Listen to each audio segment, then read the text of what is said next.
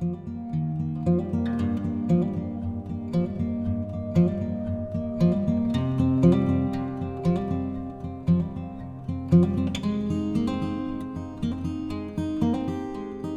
days it doesn't take all that long to build up a reputation, and Benross Golf have a reputation of making irons for the lesser skilled golfer, and there's nothing wrong with that, but Benross are keen to actually edge into the better players market, so they've released the Evolution R irons.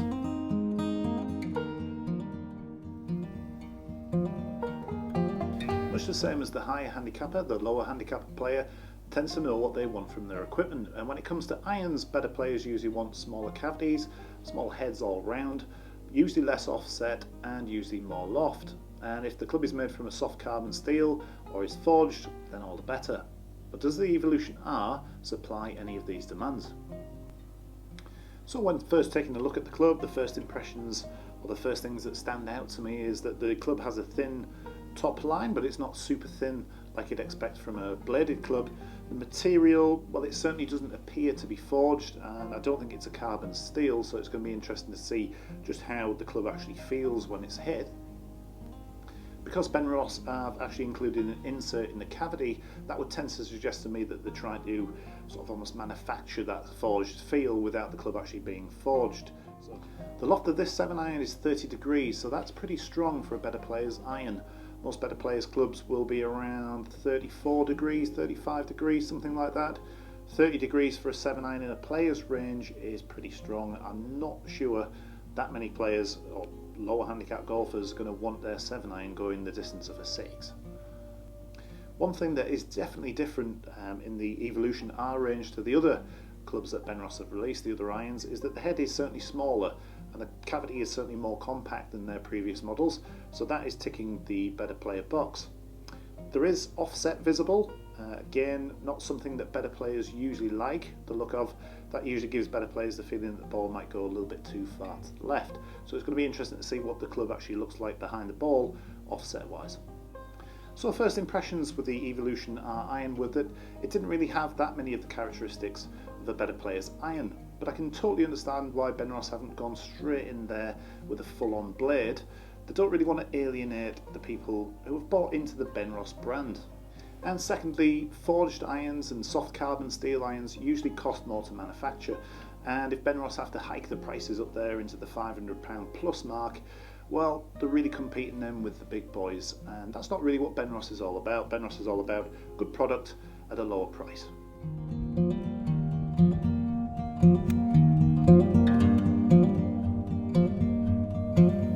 So I hit quite a few shots with the Evolution R irons, the 5-iron, 7-iron and the pitching wedge, and the first thing that struck me was just how small these clubs were behind the golf ball, and that's something that I look for in an iron, as a lot of better players will do too. Certainly not clunky, that's for sure. The feel and the sound of the head was also very, very good and somewhat surprising, to be honest. I was expecting this to basically be a Type R Part 2, and it certainly isn't. It feels a lot softer, it sounds softer also, and this little insert in the cavity is certainly doing its job. And now unfortunately there is a little bit of a downside. Certainly with the stronger lofts, the ball's coming in for me just a little bit too low, just a little bit too hot.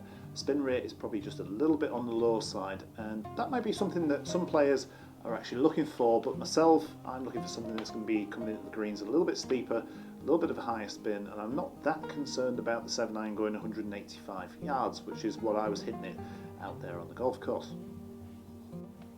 And now back to the positives. The offset, which I thought was going to make the ball go a little bit too far left, or certainly psychologically make me think that the ball was going to go too far left, didn't have a negative effect out on the golf course at all. I hit a few shots into a crosswind, right to left, and usually if you've got a bit of offset with an iron, I'm scared to death of that ball going 10, 15, 20, 30 yards left, and that wasn't the case. I felt very comfortable shaping the ball into that wind and actually hit a few greens as well. So the workability is there with these irons also, and that's a big plus for a better player. Shaft wise, we have the KPS Tour on board, which is what I actually have in my irons anywhere. So I felt very, very comfortable with the shaft.